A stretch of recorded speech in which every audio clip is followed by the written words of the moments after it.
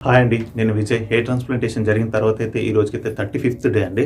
So, ఇక్కడైతే నాకు hair అనేది ఇంప్లాంట్ చేశారు ఈ ఏరియాలో. సో, ఇక్కడ అండ్ డోనర్ ఏరియా చూపిస్తాను.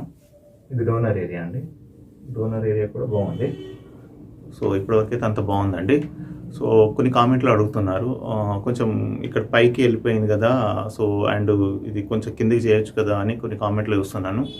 సో, ఒక డాక్టర్ అయితే మనకు ఒక లైన్ అయితే గీస్తారండి. సో, ఇలా ఈ లైన్ అయితే మీకు బాగుంటుంది అని అయితే ఒక లైన్ అయితే వాళ్ళ మెజర్మెంట్స్ ప్రకారం, అంటే వాళ్ళు తెలిసిన కాబట్టి వాళ్ళ ఎక్స్పీరియన్స్ ప్రకారం అయితే ఒక లైన్ అయితే మనకు గీస్తారు. సో, మనం కిందకి చేయమన్నా చేస్తారండి. మనకు కావాలంటే ఇక్కడ నుండి చేయమన్నా, ఇక్కడ నుండి చేయమన్నా, ఎక్కడ నుండి చేయమన్నా చేస్తారు.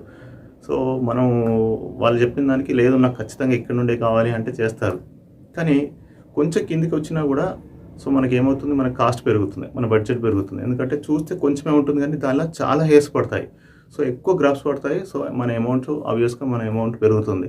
సో, మనం తెలుగులో ఒక సామెత ఉంది కదండీ! సో, గుడ్డి కన్నా మెల్ల నయం కదా అన్నట్టు. సో, ఏమీ లేని దానికన్నా ఎంతో కొంత ఉండడం, ఇలా ఉండడం బెటరు. ప్లస్ అది మన బడ్జెట్‌లో అవ్వడం బెస్ట్ కాబట్టి సో, ఇదైతే సరిపోతుందయితే నేను చెప్పాను సార్‌కి. సో, ఇప్పటివరకైతే ఇంతే అండి. Thank you all and thank you very much sir.